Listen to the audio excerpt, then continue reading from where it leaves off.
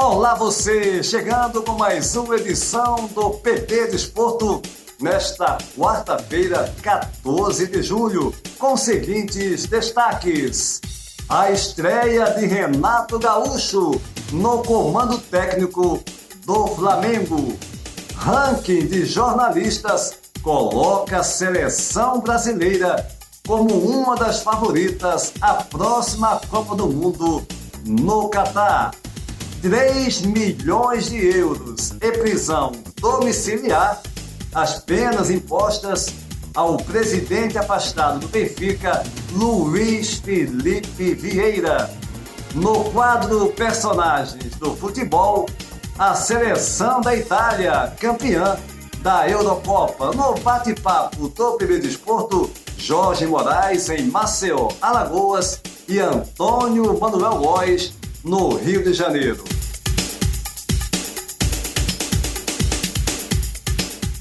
Antes de mais nada, convidando você para se inscrever no nosso canal, deixar o seu like e compartilhar os nossos vídeos em suas redes sociais. 3 milhões de euros e prisão domiciliar. As penas impostas ao presidente afastado do Benfica, Luiz Felipe Vieira, que foi julgado no último final de semana. Vamos trazer mais detalhes desse assunto e outros mais na sequência dessa edição do PB Desporto. Vamos agora ao nosso bate-papo. Eles já estão prontos, hein? Jorge Moraes em Maceió, Alagoas e Antônio Manuel Góes no Rio de Janeiro. E o primeiro assunto que eu quero abordar com vocês, começa contigo, Moraes, aí em Maceió, é sobre esse ranking que o GE, o Grupo Globo, montou após o final da Eurocopa e da Copa América. Um ranking, no mínimo, questionável, né? Com o Brasil aparecendo ali como o número 5 no top 5, como um dos favoritos à próxima Copa do Mundo. E para você, Moraes, o que você acha desse ranking aí? Olá, Júnior, forte abraço para você. Estamos aqui de volta ao PB Desporto e um assunto, esse tema que você levanta aqui do GE. Após a Eurocopa, já apontando as 10 seleções que podem ficar com o título da Copa do Mundo, que vai acontecer no Catar em dezembro do ano que vem. Entre as 10 seleções, é muito natural que você coloque a Itália, que ganhou a Eurocopa, que coloca a Inglaterra, a Alemanha, a Espanha, a França. Agora, eu não acredito na seleção brasileira, eu não acredito na seleção da Argentina. Claro que se você for aumentando o número de seleções com possibilidades de chegar ao título da Copa do Mundo, é possível até que você tenha que, como obrigação até, colocar essas 2 seleções. Mas pelo futebol, pela safra de jogadores que a gente tem aqui na seleção brasileira e também na seleção da Argentina, eu não acredito. Por exemplo, na Copa América, o Brasil foi um fiasco, ganhou de 1-0 do Peru, 1-0 do Chile, empatou em 1-1 com o Equador, ganhou de 2-1 da Colômbia, perdeu o título jogando no Rio de Janeiro para a Argentina. Enfim, é uma seleção que não houve renovação. E daqui para lá eu não acredito nessa renovação. Eu acho que a seleção brasileira vai ser mais um fiasco na Copa do Mundo do Catar. Eu não acredito que ela possa chegar nem na fase semifinal. Vamos torcer para que eu esteja errado, mas é assim que eu vejo o futebol. A falta de renovação e até a insistência do Tite nas convocações com os mesmos jogadores, a gente está levando o Brasil a mais uma derrota em relação a uma Copa do Mundo, viu, Júnior? Moraes, eu particularmente não concordo nem um pouco também com o Brasil em 5º lugar. É uma piada, né? Mas enfim, cada um avalia da forma que mais lhe convém. E para você, Antônio Manuel, até certo ponto não foi um tiro no pé esse ranking colocando o Brasil, Argentina em 4º e o Brasil em 5º? Na minha percepção, Júnior e gente do PB Desporto, o Globo Esporte na contramão dos acurados analistas das organizações Globo, Sport TV à frente, deu ensurdecedor tiro no pé. Situar a Argentina em quarto lugar de favoritos para a Copa do Mundo do próximo ano, um caso pensado para colar nela o Brasil. Pela lógica, se a seleção de Messi é campeã da Copa América e por um, digamos, determinismo geográfico, como se diz no estudo da sociologia, só fica abaixo da Itália, Inglaterra e França, 3 primeiras do ranking do GE. Consequentemente, a seleção de Neymar e companhia, vice do torneio sul-americano, ocupa o 5º lugar, provavelmente no vácuo dos hermanos, como se diria no turf, numa diferença de cabeça e pescoço. Não ouvi os comentaristas globais a tecer loas ao Screte Canarinho, em que Neymar, sejamos justos, foi o único a fazer diferença, sem outros coprotagonistas no time, no esforço hercúleo para resolver sozinho a parada, desde que o adversário genuflexo concordasse em lhe estender um tapete verde e amarelo para lograr sucesso. O detalhe mais vexatório, além das escolhas de Tite na convocação do elenco brasileiro, foi a prova mais que provada de nossa inépcia tática e estratégica, visível no curso da Copa América, que de saída já nos deixa neste exato momento às portas do 2º escalão do futebol mundial. Sinceramente, não exagero. Diferentemente da atuação solo do brasileiro, tão questionado no Paris Saint-Germain, notadamente pelo que faz extracampo, e que na decisão desse último sábado à noite no Maracanã não foi tratado com clemência pela vigorosa defesa adversária, a seleção argentina, além de Messi, laureado, teve Di Maria escolhido craque da Conmebol no torneio. Bem assim, destaques promissores para outros carnavais, como o goleiro Emiliano Martínez, o zagueiro Cristian Romero, os meio-campistas Lo Celso e principalmente De Paul, contratado nessa terça-feira pelo Atlético de Madrid, campeão espanhol. O GE subestimou Bélgica, Portugal, Espanha, Alemanha e Dinamarca, pelo que apresentaram na emocionante Eurocopa, abaixo de Argentina e Brasil. E ainda lembro, de passagem, as surpreendentes Croácia e Suíça, nesse listão de favoritos de 1 a 10, por ordem de qualificação para o Mundial do Catar. Se o histórico do futebol de Brasil e Argentina é inquestionável, o quadro atual em particular, para a seleção da CBF, não enseja uma perspectiva de confiança para o ano que vem. Podem crer. Pois é, Antônio Manuel Góes. Uma seleção brasileira aparecer em 5º lugar no ranking, ok, cada um tem os seus, tem o seu critério, os seus critérios, melhor dizendo, para analisar uma seleção, mas ser vice-campeão da Copa América, chegou ali, foi vice-campeão. Ser líder das eliminatórias. Basta uma Copa América de nível para lá de baixo. Tanto o Brasil como a Argentina fazendo jogos nada de convincentes. A própria final foi um jogo fraco. Lidera as eliminatórias com seleções de nível baixíssimo. Então, é esse o critério principal.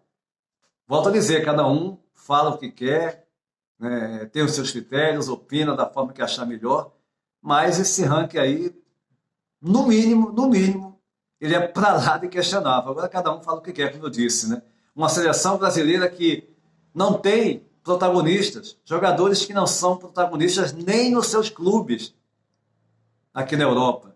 Você tem o Neymar, que é um diferenciado, porque ele joga muito. O Neymar é um craque, é um diferenciado, mas ele está sozinho na seleção. E mais, Você vai depender então, já que não tem protagonistas, que não tem jogadores nem de perto do nível um pouco próximo do Neymar. Você vai confiar apenas no Neymar? Não, é o Neymar e pronto, para pensar em ganhar uma Copa do Mundo? Ah, mas pode acontecer, mas pô, não é o normal, não é? E um futebol que dá sono, um futebol para lá de mais do mesmo. E o Tite, acho que já passou da hora, né, senhor Tite?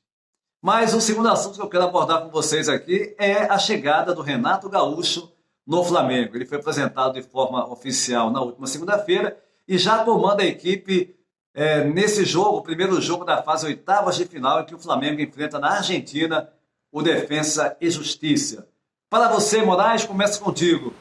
Quais são as perspectivas, na sua opinião, do Renato Portaluppi, o Renato Gaúcho, no Flamengo? Pois é, Júnior, tanto que foi feito que o Rogério Ceni foi dispensado pela diretoria do Flamengo. A torcida não gostava do Rogério Ceni. Alguns dirigentes também não. O ambiente não andava nada agradável para o Rogério Ceni. Aí foi contratado aquele que era o queridinho da diretoria, o queridinho da torcida, o Renato Portaluppi, o Renato Gaúcho, que estava de plantão no Rio de Janeiro esperando uma vaga, ou no Flamengo, ou na seleção brasileira no lugar do Tite. Agora, será que o Renato Gaúcho vai dar conta do recado?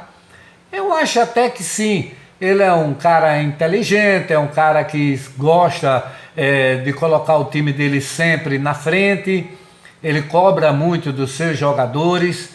Não é à toa que ele passou mais de 4 anos dirigindo o time do Grêmio e conquistando títulos. E eu não vejo nele treinador para competição nem curta nem de mata-mata. Eu vejo ele como um treinador que pode conduzir uma competição e pode sim levar o time do Flamengo para decidir o Campeonato Brasileiro, pode levar o Flamengo para uma reta final e uma decisão de Copa Libertadores da América, sim. O Renato Gaúcho vai dar aquela sacudida dentro do Flamengo, vai pedir reforços, eu não tenho dúvida disso. E a gente sabe que ele, Renato Gaúcho, pode até querer mostrar um trabalho melhor, porque o contrato dele vai até dezembro. Se a atual diretoria permanecer, renova até dezembro de 2022. Caso essa diretoria não fique, o Renato vai ter que discutir a sua vida com os novos dirigentes do Flamengo. Para mim, o Rogério Ceni saiu como um vencedor, mesmo que o Flamengo estivesse perdendo em campo com cara de perdedor. E com o Renato Gaúcho, a ideia que eu tenho é que pode sim melhorar e melhorar muito, viu, Júnior? É o que a torcida rubro-negra espera, viu, Moraes? E para você, Antônio Manuel Góes, o Renato Portaluppi no Flamengo, ele tem uma longa história no Flamengo, uma história de conquistas, de grande jogador que foi, em 4 passagens com a camisa rubro-negra enquanto jogador, e com certeza não é um técnico reativo. Agora, ele é questionado justamente por ter, nos últimos anos, no Grêmio, que pese o ótimo trabalho que fez, né, nesse período que ele passou na equipe gaúcha, ter concentrado sempre nas Copas, nas competições mata-mata.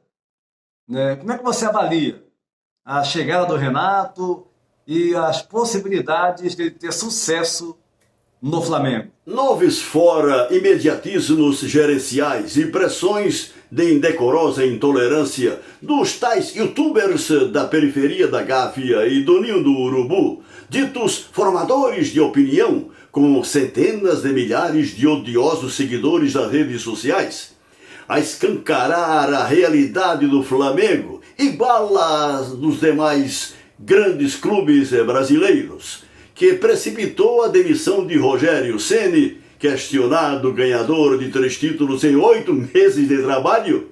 A bola da vez agora é Renato Gaúcho. Dono de respeitável marca de sucesso à frente do Grêmio de Futebol Porto Alegrense, em que se notabilizou como rei de competições mata-mata de tiro curto, o falastrão Portaluppi tem atributos que o levaram ao andar de cima no mercado interno de treinadores brasileiros. Ele não é, por exemplo, operador do futebol reativo, como, por exemplo, o português Abel do Palmeiras e outros nossos velhos conhecidos aqui de casa. E adicionou a seu estilo debochado. Já foi literalmente coroado como rei do Rio em seu tempo de diferenciado jogador, de velocidade e muita técnica. A virtude de se manter dono do vestiário, de dar espaços à juventude da base e dialogar com o grupo de profissionais, inclusive na recuperação de questionados jogadores com desempenho abaixo do esperado em suas contratações.